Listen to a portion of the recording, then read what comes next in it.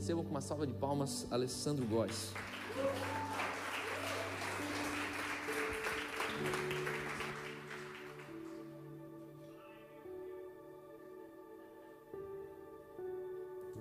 Boa noite. E vocês estão desanimados. De novo, boa noite. Gostei da caneca.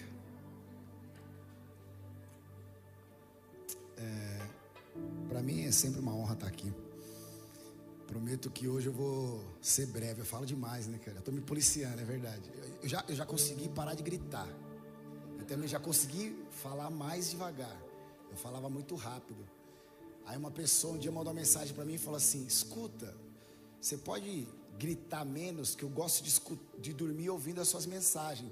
Só que aí tem hora que você dá os gritos, eu tô quase pegando o sono, eu acordo. Aí eu falei, tá bom. Eu queria, antes de começar a conversar, colocar um slide ali. Porque qual que é o problema? Em 2018 a gente, como país, o Brasil, ele recebeu o título de país mais ansioso do mundo, do planeta. E quando eu vi isso, eu falei, não é possível, cara. Não pode. Eu moro aqui. Ele não pode, eu não posso morar no país mais ansioso do mundo. Se fosse de repente, tipo Londres, a Europa, que frio, cinza, neve, São Paulo, mas pô, Brasil, cara. País tropical, belezas naturais maravilhosas. Falei, não pode, cara, não pode, eu não aceito isso. E o mais interessante, que contrapartida, o nosso segmento, o movimento evangélico, ele não para de crescer, né? Então eu falei, alguma coisa está errada aí. Se nós colocarmos no Google, o Google vai dizer que o Brasil é um país cristão. Um país cristão. O Brasil é considerado um país cristão. E o cristianismo, ele tem uma mensagem que chama evangelho. Evangelho significa boas notícias. Que boa notícia é essa que está deixando o povo ansioso? Porque, segundo o censo do IBGE, de 2010, eu não quis nem ver os atuais, 2010, o Brasil era 64% católico e 23% protestante, ou seja, 87% da população brasileira é cristã. Em 2010, acredito que mudou isso. A gente está falando de 90% da população ter uma mensagem na boca que significa boas notícias. Nós somos o 5º país no mundo em depressão, o 1º da América Latina. E eu estou gritando desde 2018 isso daí. Montei até um stand-up. Foi uma loucura, cara. Não, Deus viaja, mano. Pensa num maluco doido, mano. Eu falei, precisava falar esse negócio aí. Precisava montar uma peça, um negócio para falar uma coisa séria com humor. E aí, um cara me manda uma mensagem para tomar um café. O cara era um produtor. Olha como que é louco. E aí ele falou, cara, assisti um vídeo, você fala bem, não sei o que, tal, precisa produzir uma peça com você. Eu falei, fechou, já está pronta. Aí ele, sério? Sério. Qual é o nome? Eu falei, Fé Demais Não Cheira Bem. E aí, pai, ele montou tudo, cara, ele organizou tudo, foi muito da hora. E aí ele falou, me manda o esboço, me manda o que você vai falar. Eu não tinha nada, tá esperando até hoje, mano. Só que eu tava tranquilo, mano. Eu vou chegar lá e vou falar, tranquilo. E aí meu filho chegou e falou, pai, você dá aula, você é um professor que dá aula e faz piada. Só que o povo foi lá para assistir aula, dá risada. Você é um pastor que prega e faz piada, e o povo dá risada, mas foi ver um pastor. Só que agora você vai no stand-up, mano. Os caras querem dar risada. Pronto, acabou comigo. 2 dias antes do negócio acontecer, uma semana antes. Porque aí já era, aí veio o medo, acabou, né, mano? Aí veio a dúvida, acabou. Aí já toda aquela coragem que eu tinha, falei, ferrou, velho. Aí eu falei pro cara, precisa arrumar para eu fazer antes. Arruma aí um lugar. Aí o cara arrumou uma escola para eu ir antes. Aí eu fui na escola. Aí cheguei na escola, mano, aí que piorou, velho. Porque aí eu preguei, foi uma loucura, revelei, foi uma doideira o negócio lá, foi um culto, mano. Eu falei, já não sei fazer esse negócio aí não, mano, ferrou. Mas o bom foi legal, o povo deu risada, né? Mas tudo por causa dessa matéria que eu falei, não é possível, cara. E por que fé demais não cheira bem? Porque a gente é um país que tem muita fé, né? Um país cristão, só que essa ansiedade, essa depressão está passando por aqui. Ela está passando nas igrejas. Só vou colocar rapidinho para a gente ver alguns números. Por favor, pode passar o primeiro slide. Nunca se falou tanto em programa sustentável, ecossistema, energia sustentável, meio ambiente, natureza. Próximo. Cada dia o ser humano tem mais consciência que o planeta e tudo que nele há é perecível. Com o avanço da tecnologia, o homem percebeu que nem tudo pode ser substituído por máquinas. A nossa luta por um mundo sustentável está diretamente ligada ao nosso instinto natural de sobrevivência. Consciente ou inconsciente, lutamos para preservar a nossa espécie. Criamos programas de prevenção do meio ambiente, do meio em que vivemos, dos seres que convivemos. Mas se não houver seres humanos, qual será o objetivo da sustentabilidade? Em um país que se fala tanto de sustentabilidade, não podemos esquecer do principal, a sustentabilidade da alma.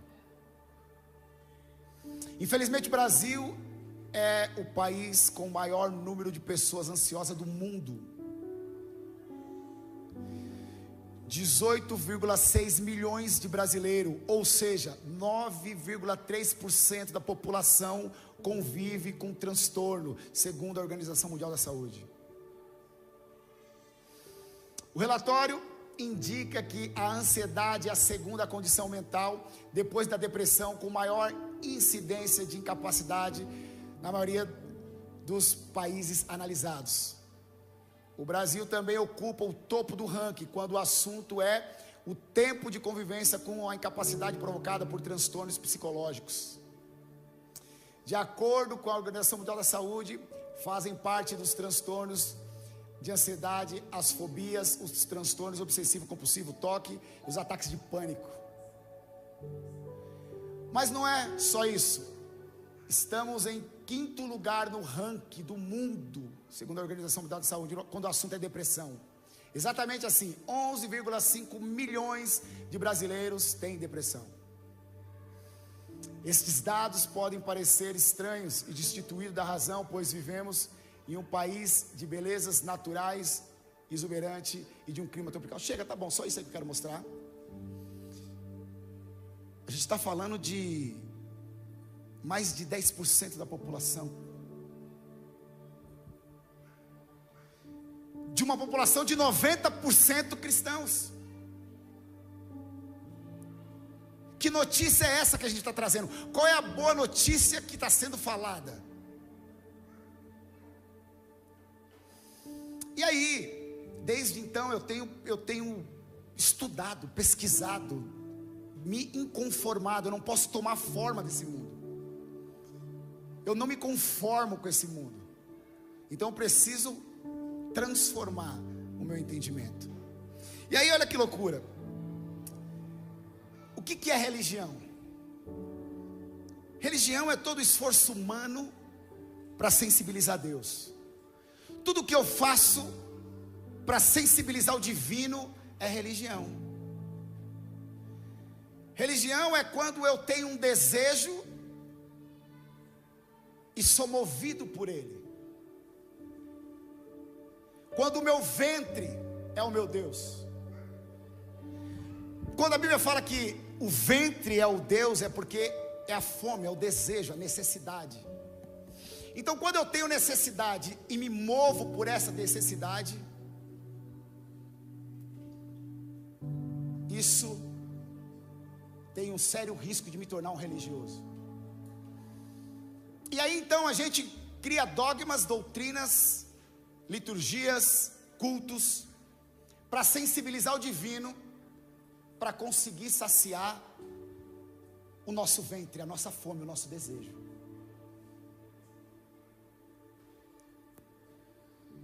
Então, um religioso é aquele que procura, através de ritos, de liturgias, de cultos, de sacrifícios, de oferendas, sensibilizar o divino para realizar o seu desejo. Mas isso é muito perigoso. Por quê?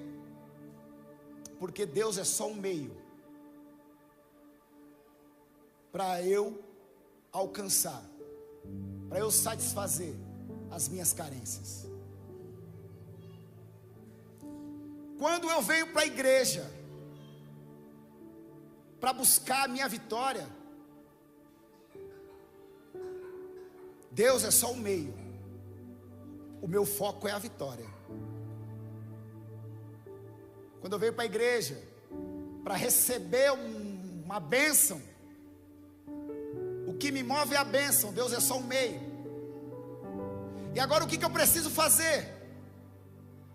Parece que nos nossos cultos, o único que não é convertido é Deus. Então eu preciso ver como eu faço para converter ele. Porque esse cara, mano, Deus parece que sempre está de dieta, mano, né? Esse cara chato, que não gosta de nada legal. Então eu preciso ver como eu vou fazer para sensibilizá-lo, para ver se ele olha para mim e percebe que eu estou aqui precisando de algo.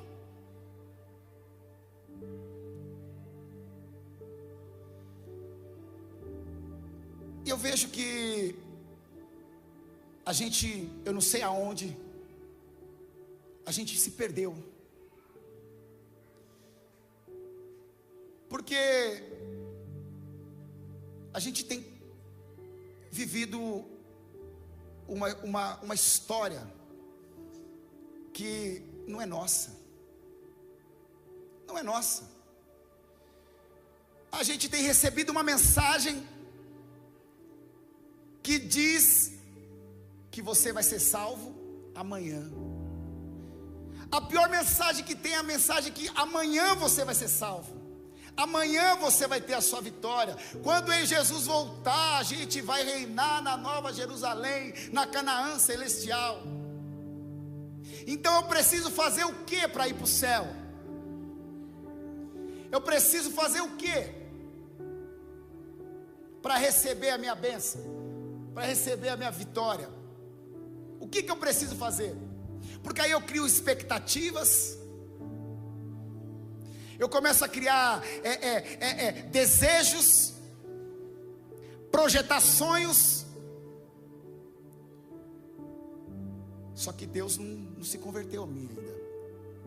Deus não entendeu o que eu preciso. Rapaz, todo mundo entende, está fácil de entender o que eu preciso.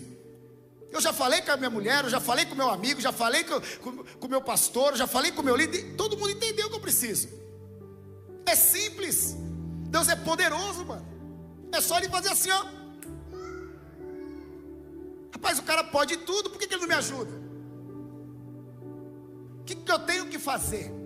Será que eu tenho que fazer um jejum? Jejum de Daniel, 21 dias, oh, aleluia. O que eu tenho que fazer? Acho que eu não tenho que pecar, acho que eu estou pecando, o problema é meu pecado. Eu tenho que ser santo. O que eu tenho que fazer? Porque eu sei o que tem que fazer, só que eu não consigo, eu não tenho poder para fazer. E Deus que tem poder, não quer. Será que é um louvorzinho que a gente tem que fazer aqui? Um louvorzinho melado? Quero te conhecer. Será que é isso aí? Aqui que eu tenho que fazer. E eu vejo então que algumas vezes a gente tem ficado frustrados, porque o que gera ansiedade é a gente viver pensando no futuro, que a gente não tem como mudar, a gente não tem como mexer. Você fica ansioso porque você está preocupado com uma situação que você não tem poder sobre ela. Você está lá e você não consegue fazer. Amanhã a gente vai ser salvo. Essa é a pior mensagem que existe. Uma salvação para o futuro é a pior mensagem que a gente podia ouvir. Porque que graça tem eu viver aqui para ver se eu perco esse negócio ou não perco? Será que eu faço? Como que é isso? E agora? Parece que Deus é o quê? Como que, meu Deus do céu? Só de pensar já estou ansioso. Porque assim, é só a gente analisar. Você não pediu para nascer. Quando chegou aqui, já chegou com um BO nas costas. Já saiu apanhando. Você está lá, mano, quietinho, ó, dormindo ali, ó, chupando dedinho, alimentação parental, ali, quietinho ali. De repente uma luz, pá. Você fala, que negócio é esse aí, mano? Uma mão. Você,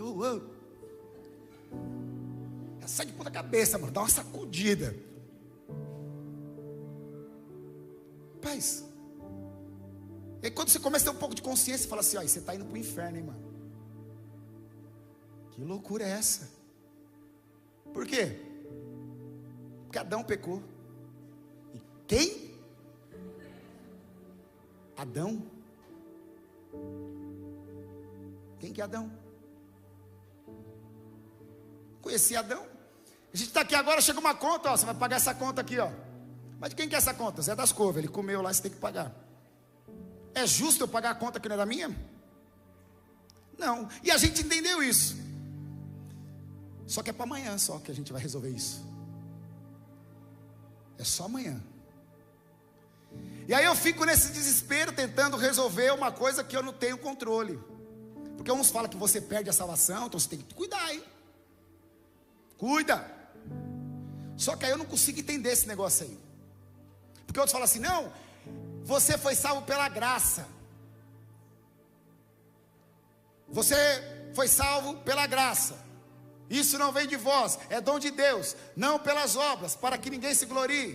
Tá bom, fui salvo pela graça. O que é graça? Favor imerecido.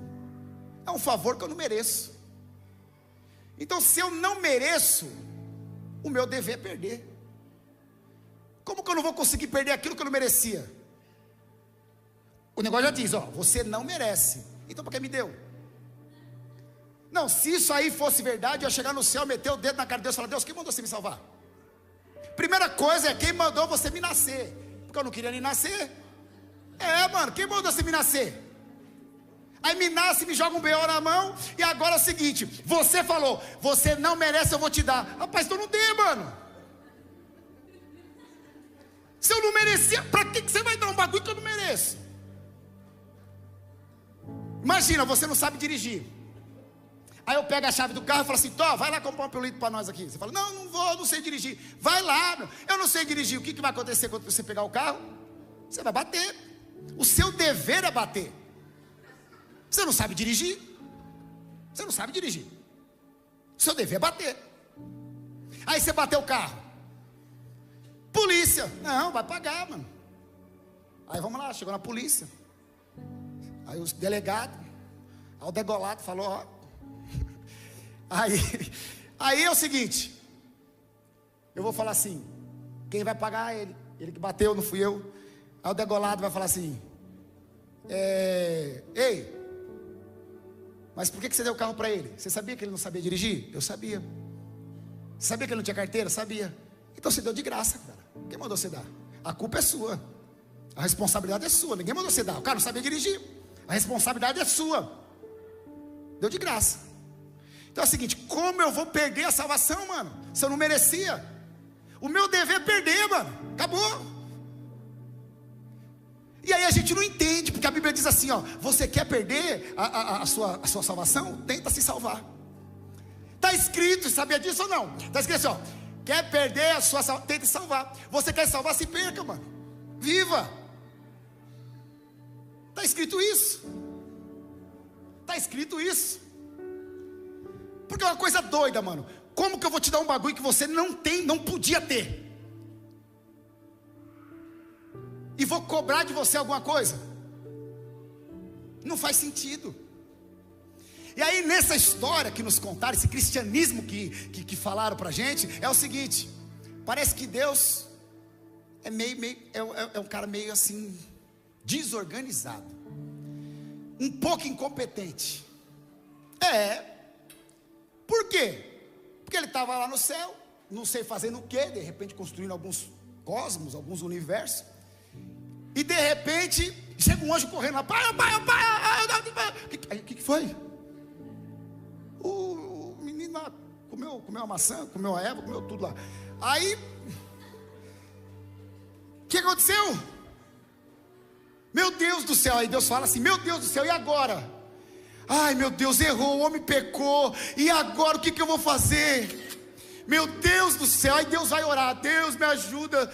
E aí, plano B, já sei, plano B, Jesus, Jesus, menino, vem aqui, corre moleque, rápido moleque, vem pra cá rapaz, vai ter que resolver o negócio lá, zoou tudo lá embaixo.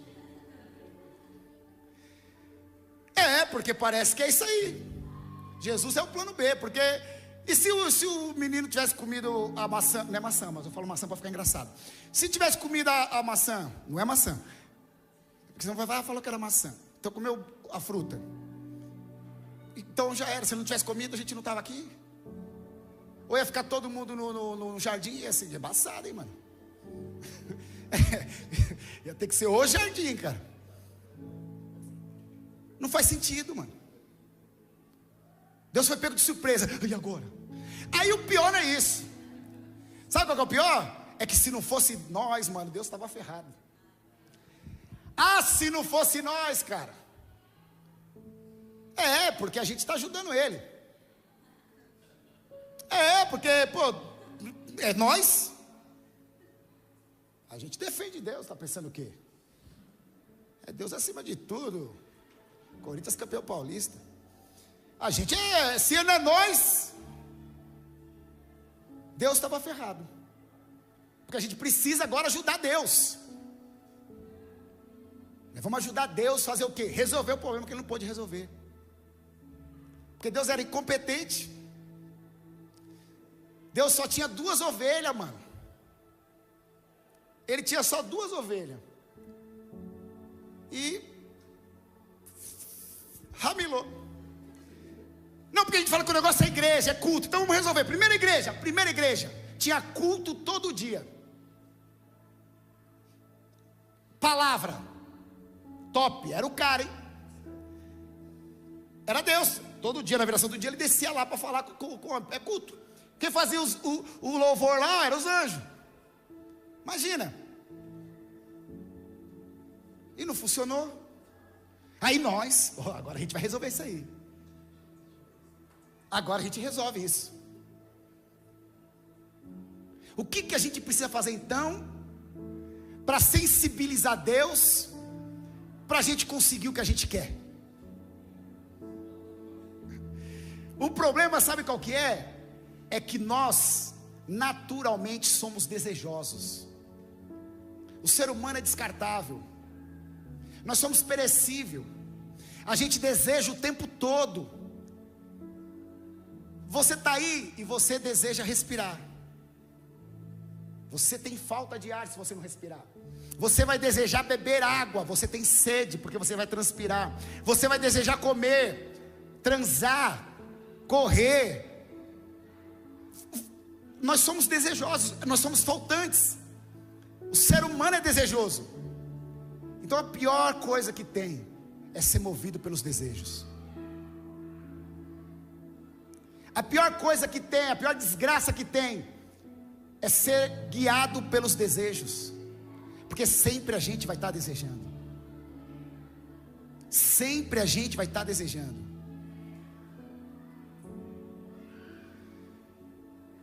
E eu acho que isso tem deixado o povo doente. Porque a gente não se contenta mais com nada. Eu acho que a grande crise que a gente está vivendo hoje é de identidade. A gente está meio perdido, porque a gente vive numa sociedade que é uma sociedade ditada. É uma sociedade de filtro. É uma sociedade de bloco, delete, exclui. Uma sociedade onde todo mundo é bonito, todo mundo é magro, todo mundo é rico, todo mundo viaja, menos você.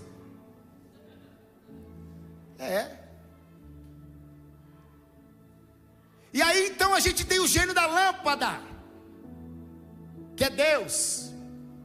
E a gente tem a senha, que é o nome de Jesus, mano. Tá pensando o quê? A gente anda com no bolso, é o ticketzinho celestial. Nome de Jesus, aqui ó. Oi, nome de Jesus, me dá esse negócio aqui, cara. Acabou, cara. O nome de Jesus é o Mastercard, cara, o Visa. Aqui ó, pai, o nome de Jesus. Tem o Deus lá, que é o cara que faz tudo que eu quero. E tem o segredo. E aí eu ainda tenho, aí é o seguinte, eu ainda sou melhor que vocês. Porque eu sou filho do rei, eu sou cabeça e não sou cauda. Tá pensando o quê? Em nome de Jesus. Só que não funciona. Não funciona. Porque se funcionasse, a gente não seria o país número 1 em ansiedade. Alguma coisa está errada. Alguma coisa está errada. Uma mensagem que você primeiro tem que comer para depois trabalhar. Você nunca vai conseguir desenvolver o seu melhor. Vem comigo. Imagina agora, nós somos uma empresa. Então é o seguinte, eu tenho que trabalhar primeiro. Eu tenho que trabalhar aqui, a gente vai quebrar parede, pedra. Então eu tenho que trabalhar primeiro, para depois que eu trabalhar, eu comer. Só que aí você não, você come primeiro e depois trabalha. Quem que vai ter o melhor desempenho?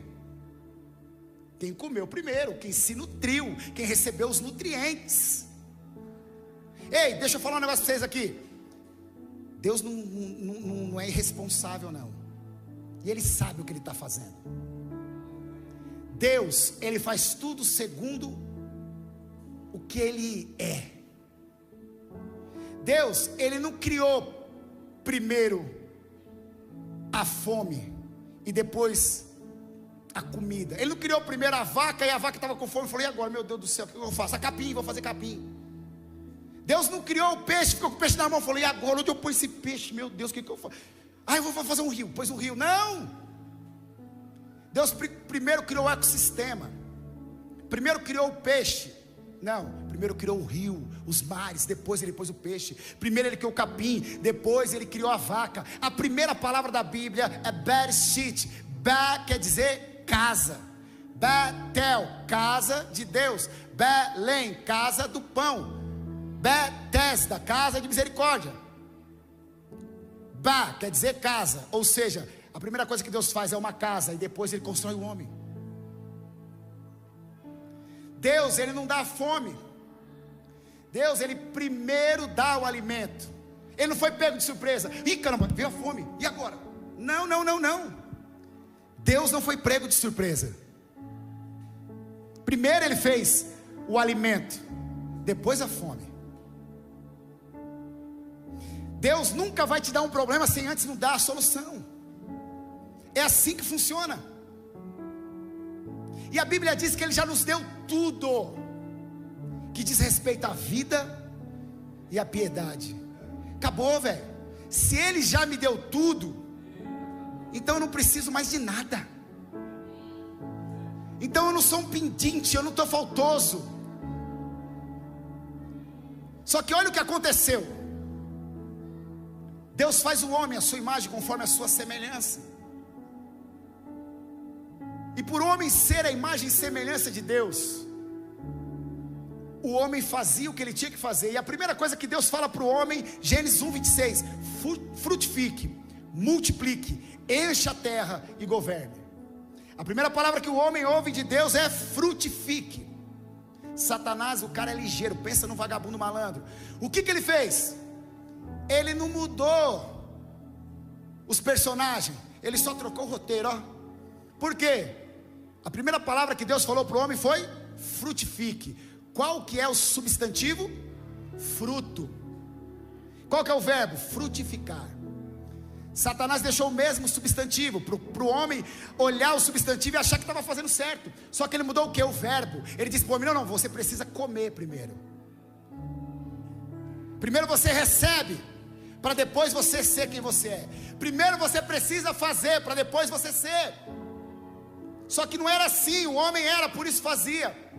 O homem era, por isso ele multiplicava, por isso ele frutificava, por isso ele se dava. Quem precisava do homem era a terra, não era o homem que precisava da terra.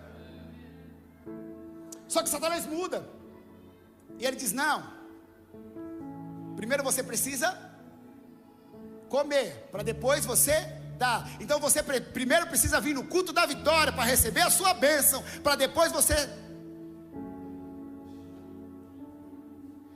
Não! E aí mudou tudo. Porque agora a gente passa de abençoador para querer ser um pedinte. Porque o homem veio para a terra para abençoar a terra, para servir a terra, para governar a terra.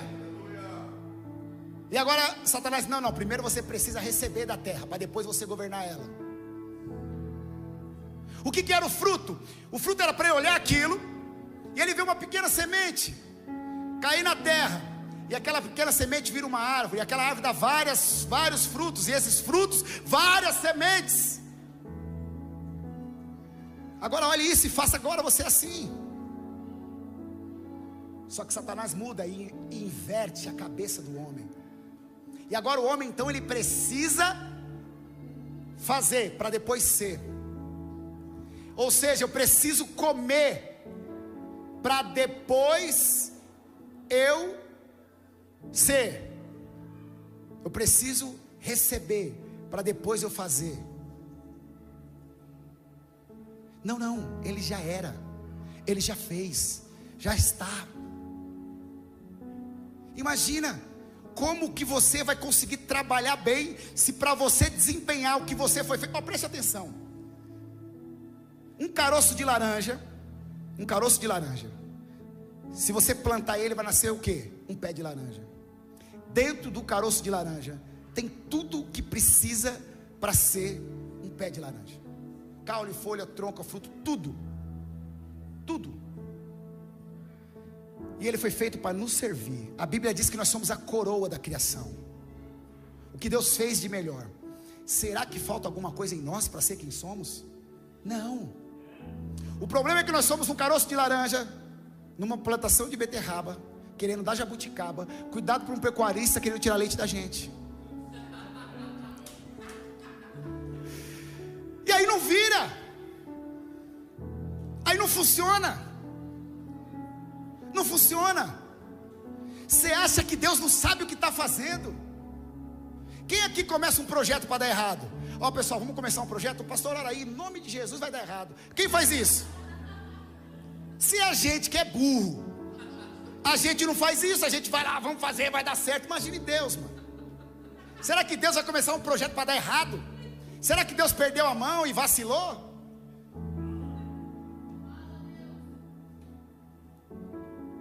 Será que falta alguma coisa em nós? Preste atenção.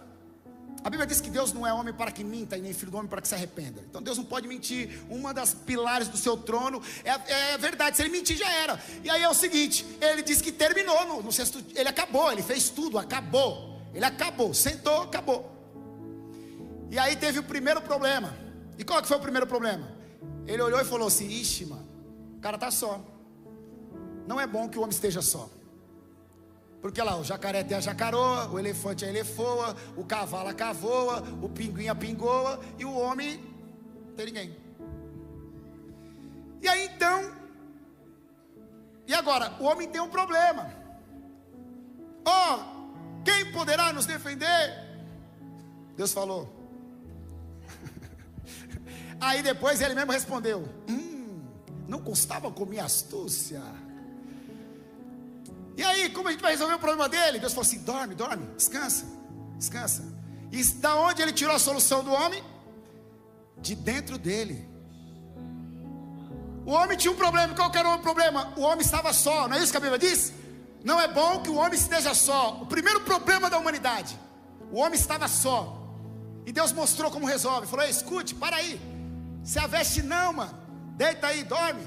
Sabe por quê? Porque a Bíblia diz que Deus dá os seus enquanto dorme. Está escrito. Então descansa, mano. Se a veste não, descansa, que já está aqui dentro, ó. E tirou de dentro dele a solução. Tudo que você precisa para ser quem você é, já está aí. Já está aí. Não tem um mágico no céu lá para te abençoar. Pare com isso. Um Deus que se move por oferenda, um Deus que se move por louvor, um Deus que se move por culto, é um Deus pagão. É um Deus que não merece ser adorado. Um Deus que se move por um verme como a gente não merece o meu respeito. Não. Ele já te deu tudo. Tudo. Acabou. Mas a culpa não é nossa. A culpa é que a gente entrou no meio da religiosidade. Lembra que eu falei o que é uma religião? É todo esforço humano para sensibilizar o divino. E aí, olha só que loucura. A gente mudou o alvo. E todos os nossos esforços estão no culto. Com qual objetivo? Sensibilizar o divino. Atrair a presença de Deus. Ei, me diga. Se o maluco é onipresente, como que eu vou ficar mais perto de quem é onipresente? Se Deus é onipresente, como que eu vou ficar mais perto? Qual vantagem eu tenho de ficar mais perto de quem é onipresente? Ah, você pensou aí o seguinte, mas lá o escritor aos Hebreus, ele diz assim: sem fé é impossível agradar a Deus. É necessário que aquele que se aproxima de Deus tenha fé para abençoar como Ele abençoa. É isso aí. Só que ele não está falando de geografia, é que a nossa mente é geográfica. Ele está dizendo o seguinte: aquele que se aproxima de Deus em semelhança de atitude. Então, para eu fazer o que Deus faz, eu tenho que ter fé para abençoar como Ele abençoa. Então não está falando de proximidade geográfica, está falando de proximidade de atitude. Eu sou próximo, eu sou parecido com o Vina, porque eu faço o que o Vina faz. Então aquele que quer se parecer com Deus, quer ser próximo de Deus, fazer o que Deus faz, ele precisa ter fé para abençoar como Deus abençoa. E para você ter fé para abençoar como Deus abençoa, você precisa entender que você não é vítima, que você não é pecador. E agora eu vou ler, é só a introdução, eu prometo para acabar. Que agora eu vou trazer a boas novas, eu só vou ler Bíblia, eu vou ler alguns versículos da Bíblia, só isso. É o seguinte, preste atenção. Então vamos lá, para fechar isso aqui, para não ficar todo mundo, meu Deus, onde vai parar isso? A gente agora resolve. É o seguinte, então vamos lá. Ninguém pediu para nascer, certo? Alguém pediu? Ninguém pediu. Adão pecou. O que você fez para ser um pecador? Nada. Você só recebeu uma informação. E qual que é a informação? Adão pecou e você é um pecador. E a Bíblia diz: assim como você imagina na sua mente, assim você é. Acabou, mano. Você falou: então eu sou pecador. Peco mesmo, hein, mano. Quero ver que tá aqui não, hein. Peco mesmo, hein. Quem não tem pecado, que tira a primeira pedra. Só que isso não é justo. Romanos 5,17: se pelo pecado de um a morte entrou, reinou, muito mais os que receberem a abundância da graça e a dádiva da justiça reinarão em vida através de Cristo Jesus. Então você não fez nada para ser pecador, você não precisa fazer nada para ser justo e santo. É só receber outra informação: Cristo morreu para perdoar os seus pecados. E agora eu quero ler alguns versículos, eu quero que vocês leiam junto comigo, e aí eu vou finalizar, porque isso é boa notícia, e eu vim aqui trazer o Evangelho, uma boa notícia, dizer que você é predestinado para a terra, e não para o céu. Predestinação não fala de futuro, fala de presente. A Bíblia diz que nós temos um predestino. E qual que é o nosso predestino? Ser filho. Acabou. Você é salvo para a terra e não para o céu. Ninguém vai para o céu. Ei, escute: ninguém vai para o céu. Mais uma vez: ninguém vai para o céu e ninguém vai para o inferno. Ponto.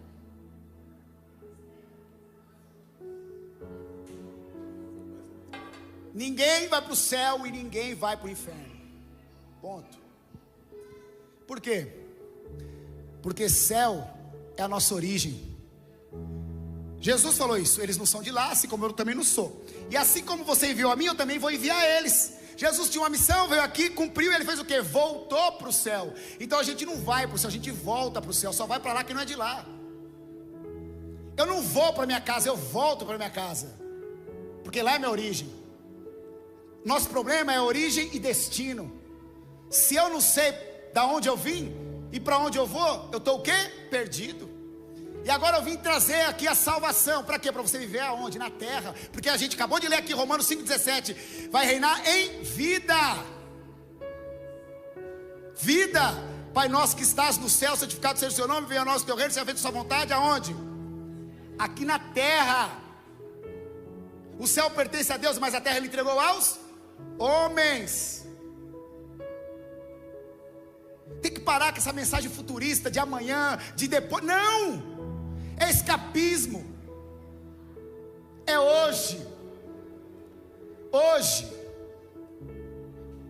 estará comigo no paraíso. É hoje. O maluco estava na reta final, condenado, acabou, já era. E não era bonzinho, Deus que fala assim, o bandido bom e o bandido ruim. Não, mano. Era bandido ruim, condenado, vagabundo.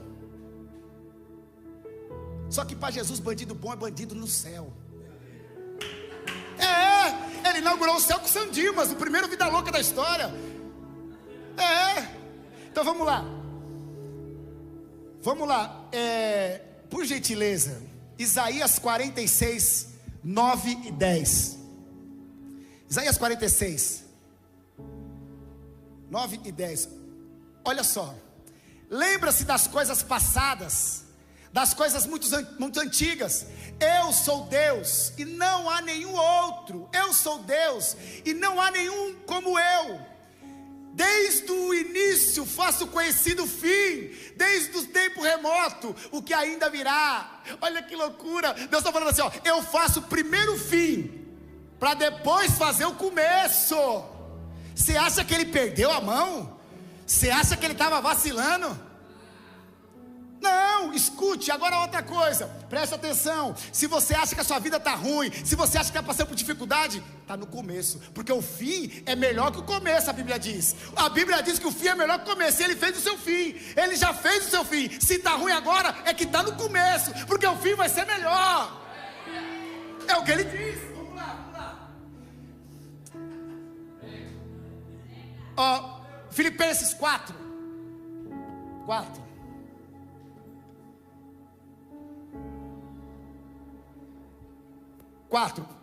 Filipenses 4. Alegre-se sempre no Senhor. Novamente direi, alegram-se. Sejam a amabilidade de vocês conhecida por todos. Perto está o Senhor. Não ande ansiosos por coisa alguma, mas em tudo, pelas orações e súplicas, e com ações de graça, apresente seus pedidos a Deus. Segura. Então Paulo está preso quando escreve essa carta. E ele diz para os caras assim, ei, escute, seja contente. A palavra ali é contente. Contente quer dizer contido, quer dizer com conteúdo. Então não é feliz, seja alegre o tempo todo, você é um retardado, um bobo alegre. Não. É contente, contido. Então você tem conteúdo. Então naquele momento é uma situação ruim, o seu sentimento pode estar ruim, mas você é contido, você é contente, você tem conteúdo para não se deprimir. Você tem conteúdo para não ficar ansioso. E qual conteúdo? Eu vou dar hoje aqui, anota os versículos tudo, que eu vou te dar conteúdo para você vencer a sua ansiedade. Escute aí, você que está me vendo aí, anote tudo, porque você vai ter conteúdo para vencer a sua ansiedade. Então Paulo diz o seguinte: você pode ser contente o tempo todo, não alegre, mas contido, com conteúdo. Então vamos lá. Vamos ler Provérbios 23, 7.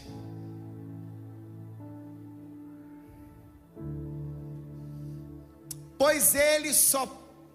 Tem outra versão? Não tem?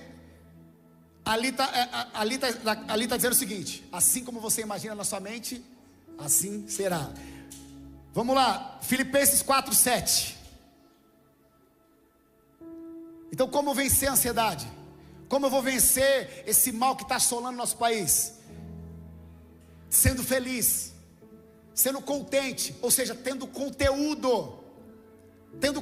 Então olha lá: e a paz de Deus, que excede todo entendimento, guardará o seu coração e a sua mente em Cristo Jesus.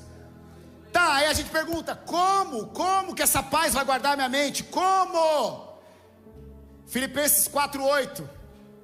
Finalmente, irmão, olha aqui o segredo então. Como que eu vou guardar minha mente? Finalmente, irmãos, tudo que for verdadeiro, tudo que for nobre, tudo que for correto, tudo que for puro, tudo que for amável, tudo que for de boa fama, se houver alguma excelência ou dignidade de louvor, pense nessas coisas. Ei, escute, nesses dias está impossível assistir televisão. Pare de ver noticiário, pare de ouvir Covid, pare de falar de morte. Não é negacionismo, não é negando o vírus, mas pare de encher sua cabeça com desgraça. Pare de ouvir fake news, pare de ficar nesses grupinhos de WhatsApp aí, mano. Só tem mentira nesse negócio. Olha lá, de novo, volta. Ó, então como que eu vou me salvar, me livrar da ansiedade? Aqui, ó, tudo que é verdadeiro, põe a filtro agora. É verdade o que eu estou assistindo? Isso é verdade? Não é verdade. Então não veja. Tudo que for nobre, tudo que for correto, tudo que for puro, tudo que for amável, tudo que for de boa fama. Acabou, filtra isso. Isso é boa notícia, isso é evangelho. Pare de comprar livro de autoajuda, não funciona, é mentira. Não funciona. 7 passos para o homem eficaz, 10 passos para a mulher, mentira. Não funciona. E sabe por que não funciona? Porque cada ser humano é único. Cada ser humano é um universo. Se tivesse regra para ser humano, todo mundo estava magro, todo mundo estava rico, todo mundo estava bonito. Acabou. Não tem regra. Não funciona e não é verdade. Então não se alimente com isso. É verdade? Não, é mentira. Todo livro é mentira. Acabou. Vamos lá. 1 Coríntios 15:56. 15:56.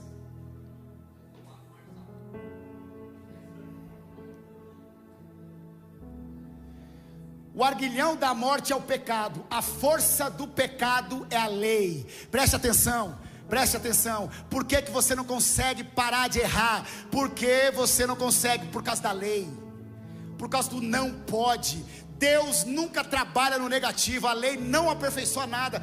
Deus nunca falou não. Preste atenção, a ordem de Deus no Éden foi: coma de todas as árvores. A ordem de Deus não foi não coma, a ordem de Deus foi coma. A ordem de Deus foi: coma de todas as árvores, menos daquela. O homem só comeu o que não podia, porque ele não comeu o que devia. Aí vem Satanás e diz o seguinte: você não pode comer. Ele veio com a lei. E aí a força do pecado está na lei. Então você não vai vencer a ansiedade falando assim: eu não posso parar, eu não posso mais ver pornografia, eu não posso. Não! Se eu falar para você, não pense em cavalo, o que você pensou? Cavalo. Porque a força do pecado está na lei. Chegou um cara, mulher adultério. Ó Jesus, mulher aqui, ó, adultério. Quem não tem pecado, que atira a primeira pedra. Todo mundo foi embora. Aí Jesus olhou para a mulher e falou: vai e não peques mais. Mas antes ele diz assim, ela falou: e aí Jesus? Ele falou: cadê os teus acusadores? Ou seja, cadê a lei? A lei foi embora, não tem lei. Então se não tem lei, você não peca mais. Não tem lei, você não peca mais. Cadê os seus acusadores? Foi embora, então você não peca mais. Porque a força do pecado está na lei. Tu não pode, não é assim, não faça. Pare com isso, pare, encha no que é agradável. Por quê? Porque é mentira. Você não é pecador, isso é uma mentira. Então não enche sua cabeça com isso. A receita, o que é verdade, o que é louvável, o que é de boa fama, o que é agradável. É isso que tem que encher a minha mente. Você não é um pecador, você não é uma pecadora. Vamos lá. Romanos 10, 4.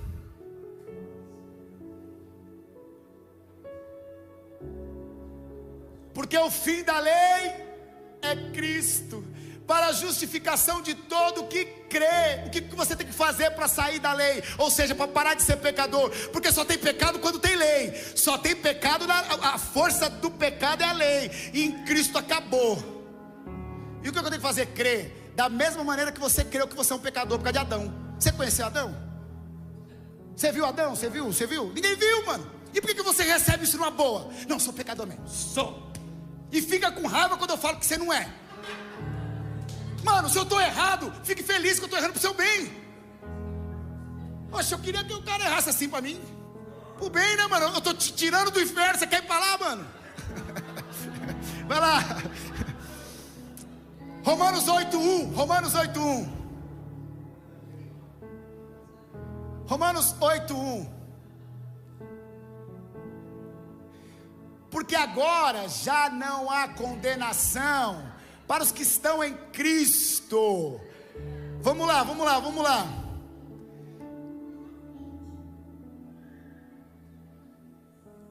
Próximo. Porque aquilo que a lei fora incapaz de fazer, por estar enfraquecida pela carne, Deus o fez enviando o seu próprio Filho, à semelhança do homem pecador, como oferta pelo pecado, e assim condenou o pecado na carne. Acabou, mano. Deus falou assim: é o seguinte, vocês estão com problema para resolver esse bagulho aí? Deixa que eu resolvo. Vocês são projeto meu. O negócio está comigo. Eu não estou perdido não. Vamos lá. Romanos 8:28.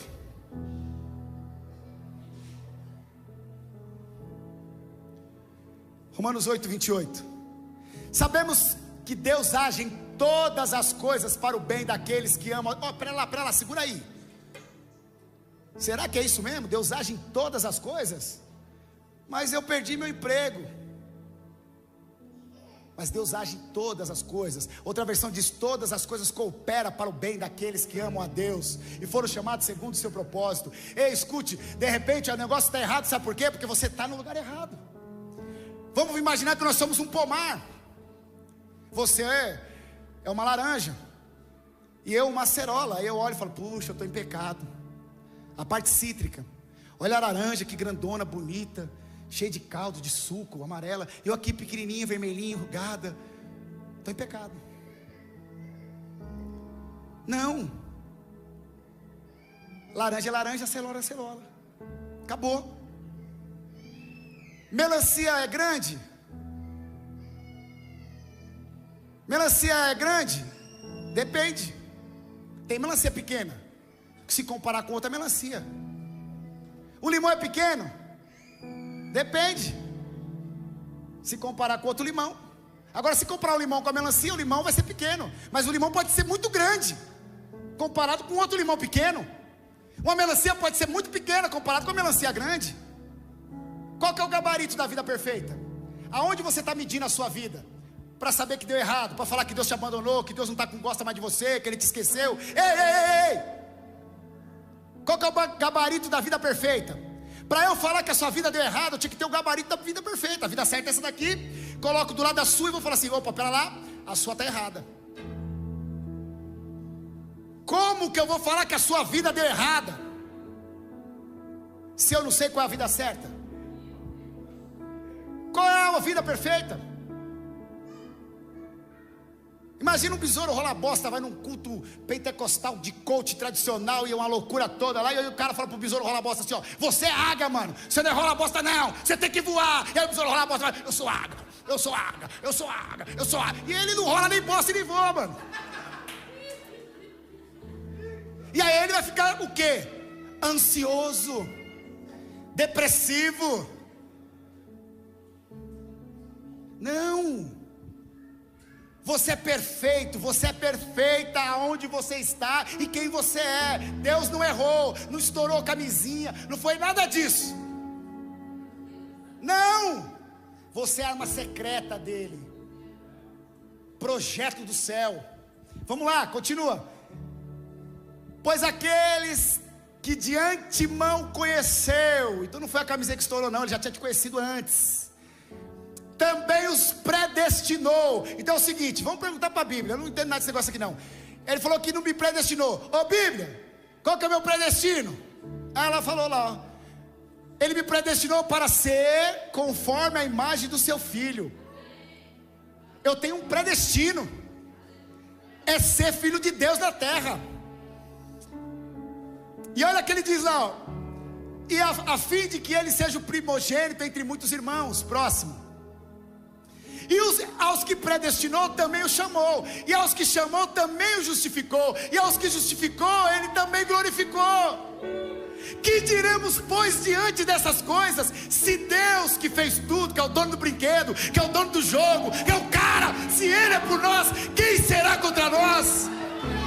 Deus está do nosso lado, mano, é isso que está falando ali. É ele que é o dono da brincadeira, dono do jogo, mano, é ele que manda nesse negócio aqui. Quase que falei uma besteira. É ele, mano. Aquele que não poupou o seu próprio filho, mas entregou por todos nós, como não nos dará com ele, e de graça, todas as coisas? Como ele não vai dar para nós? E de graça, você não precisa vir no culto, você não precisa fazer louvor, você não precisa dar dízimo, você não precisa fazer jejum, você não precisa, ele dá de graça. Ele te ama, é ele que te ama. Vamos lá, vamos lá, vamos lá. Próximo. Quem os condenará? Ah, mas aí vai falar, ah, crente vagabundo, é desse jeito. Quem vai condenar? Ele tá falando, quem os condenará? Foi Jesus, olha, foi Cristo Jesus que morreu e mais, que ressuscitou, está à direita de Deus e também intercede por nós. Quando liga a cumprida vai falar, fala, cala a boca. É lá, tá lá. Quem nos separará do amor de Cristo? Será tribulação, angústia, perseguição, fome, nudez, pornografia, perigo, espada? Como está escrito: por amor de ti enfrentamos a morte todos os dias, somos considerados como ovelhas de ao matadouro. Mas em todas essas coisas somos mais que vencedores por meio daquele que nos amou. Pois estou convencido que nem a morte, nem a vida, nem os anjos, nem os demônios, nem o presente, nem o futuro, nem qualquer poderes poderá nos separar do amor dele. Nem altura, nem profundidade, nem qualquer outra coisa na criação, nada, nada, nada, nada será capaz de nos separar do amor de Deus que está em Cristo Jesus, o nosso Senhor. Nada, nada. Ei, oh, aleluia. Escuta, Deus está do nosso lado, mano. A gente está no bagulho aí, a gente é protagonista aqui, ninguém é coadjuvante não. Vamos lá, vamos lá. Vamos para primeira carta de Pedro. Porque você já está com raiva de mim, falando que eu estou liberando tudo. Primeira carta de Pedro 1:18 a 21. 1 Pedro 1:18 a 21. Então é o seguinte, olha o que aconteceu. Adão existia em Deus, Deus era a origem, e por ele existir em Deus, ele fazia o que tinha que fazer. Vem Satanás e dá uma informação, ele sai, e agora ele está perdido, porque agora ele vai querer ser aquilo que ele já era. E aí, olha que loucura, o homem errou. E quem foi atrás dele? Foi o homem que chegou lá diante de Deus. Deus, eu me arrependo, confesso meu pecado. Deus, eu errei, me perdoa. Foi isso? Mentira. O homem pecou e se escondeu, e Deus foi atrás dele. Deus foi atrás do homem. Adão, aonde você está Ele não diz assim: Adão, o que você fez? Fazer comportamento está em entendimento. Adão, você só fez o que você fez porque você se entendeu errado, você se perdeu na consciência. Aonde você está, Adão? É que eu vi só voz de medo. Medo? Pera lá, eu sou o perfeito amor. E o perfeito amor lança fora todo medo. Se você está com medo, você está na mentira, você não está mais em mim. Então se você está com medo, você está na mentira, você não está mais em mim. E aí Adão inventa a primeira religião, que é a folha de figueira. A palavra religião é religare. Aí Adão pega a folha de figueira, ó, e vai lá agora, vai querer se religar com Deus. Aí Deus olha e fala assim: Adão, mano, eu te criei, Adão, eu resolvo o seu B.O., Adão. Você é a minha criação, eu sou o criador, eu resolvo isso, Adão. Essa folhinha de figueira aí, Adão, vai murchar, isso aí não vai te proteger. Meu Deus do céu, quando Deus olha para o lado, quem está lá vacilando, mano? O cordeirinho, ó, mé. Aí ele olhou, a lãzinha viçosa, matou o cordeiro para fazer roupa para o vagabundo. E aí é o seguinte, agora o autor Davi institui a morte. E agora ele também institui uma maneira de perdoar pecado, derrama sangue de um animal inocente. E agora ele então cobre aquele homem. E agora tinha a árvore da vida. E ele falou assim: eu não posso deixar ele aqui, que se ele comer a árvore da vida, ele vai ser um eterno pecador, eu quero salvar ele. Então pela graça, ele tirou o homem lá de fora do mundo que existia, colocou os anjos lá. E aí então surgiu o Cordeiro de Deus, que tira o pecado do mundo. E todo mundo já sabe disso, Jesus morreu para perdoar o nosso pecado, não é isso? Beleza, agora vamos ler o que está escrito aqui.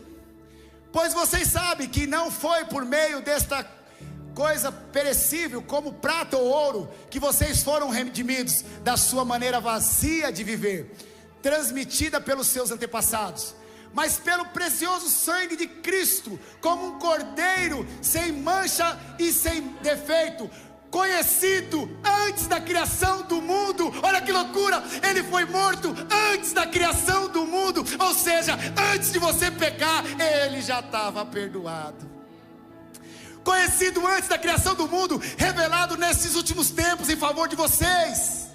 Ou seja, Deus matou o cordeiro antes da gente pecar, porque lembra que eu falei que ele faz o fim? Não eu falei, a Bíblia diz que ele faz o fim antes do começo. Você acha que Deus pegou de surpresa? Nada.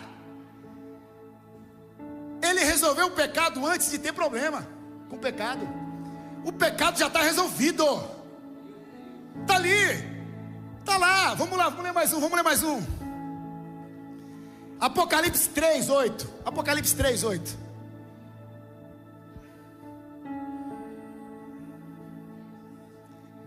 Apocalipse 3:8. Conheço as suas obras. 13, desculpa. Apocalipse 13:8.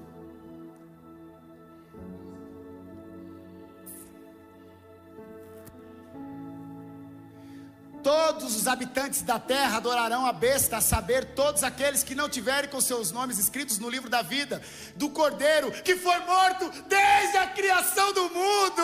Ah, não acredito! Antes do mundo existir, o pecado já estava perdoado, já estava resolvido. Deus nunca vai dar um problema sem antes dar a solução. Você acha que Deus vai perder a brincadeira? Para que Jesus morreu? Para perdoar os nossos pecados. Só que ele morreu quando? Antes da fundação. Então antes de eu existir, Alessandro, então você quer dizer que antes de eu pecar eu já estava perdoado já? E por que eu sou um pecador? Porque assim como você pensa, assim você é. Acabou. É o seguinte: a medicina cria doente, a religião pecador, e a matemática homem infeliz. Vamos lá. Próximo. 1 João 4,19. 1 João 4,19. Nós amamos porque Ele nos amou primeiro. Ele nos amou primeiro. Não é porque você veio aqui fazer culto, não é porque você veio fazer louvor, não é porque você dá dízimo. Não, Ele te amou primeiro. Vamos lá. Colossenses 2, 13 e 14. Colossenses 2, 13 e 14. Quando vocês estavam mortos em pecados, na incircuncisão da carne, Deus os vivificou com Cristo.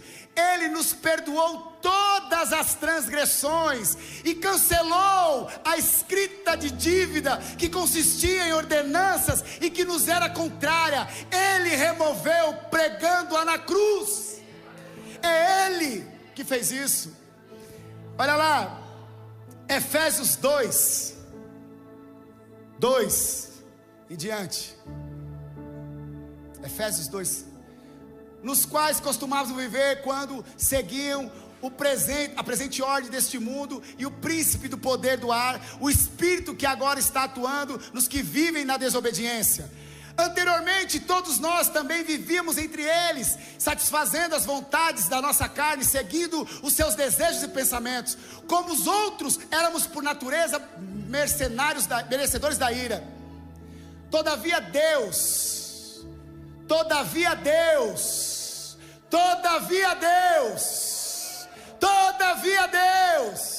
que é rico em misericórdia, pelo grande amor com que nos amou, deu-nos vida com Cristo, quando ainda estávamos mortos em transgressões. Pela graça vocês são salvos.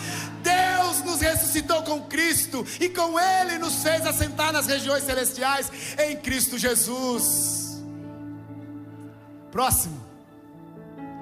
Para mostrar nas eras que hão de vir a incomparável riqueza da sua graça, demonstrada em sua bondade para conosco em Cristo Jesus. Pois vocês são salvos pela graça, por meio da fé. Isto não vem de vós, é dom de Deus, não pelas obras, para que ninguém se glorie. É Ele, é tudo por Ele, começa nele. Vamos terminar, só tem mais 2. Segunda carta de Paulo, só mais um, vamos finalizar aqui. Segunda carta de Paulo à igreja de Coríntios, capítulo de número 5, a partir do versículo 18. Pode vir, se vocês quiserem, pode ficar de pé também. Ei, escute, está aí a receita. Se você não anotou os versículos, pede, depois acho que o pessoal tem anotado aí. Encha a sua cabeça com isso. Você nunca vai conseguir parar com um hábito, tentando parar com ele. É só você trocar. Então pare de encher a sua cabeça de porcaria e comece a encher com essas verdades. Isso é verdade, isso aqui é boa notícia, isso é evangelho. Isso é evangelho. Vamos lá. Tudo isso, toda essa loucura que eu falei, tudo esse negócio aí, ó, tudo isso provém de Deus. Tudo isso provém de Deus, que nos reconciliou consigo mesmo por meio de Cristo e nos deu o ministério da reconciliação. Ou seja, Deus em Cristo estava reconciliando consigo o mundo, não levando em conta os pecados. Olha ali, não levando em conta os pecados dos homens. E por que ele não levou em conta? Porque a dívida já estava paga antes da fundação do mundo. Por que ele não levou em conta o pecado? Porque já estava resolvido.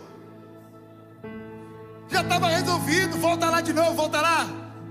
Ou seja, que Deus em Cristo estava reconciliando consigo o mundo, não levando em conta os pecados dos homens, e nos confiou a mensagem da reconciliação. Próximo. Portanto, somos embaixadores de Cristo, como se Deus estivesse fazendo o seu apelo por nosso intermédio. Por amor de Cristo, suplicamos, reconcilie com Deus.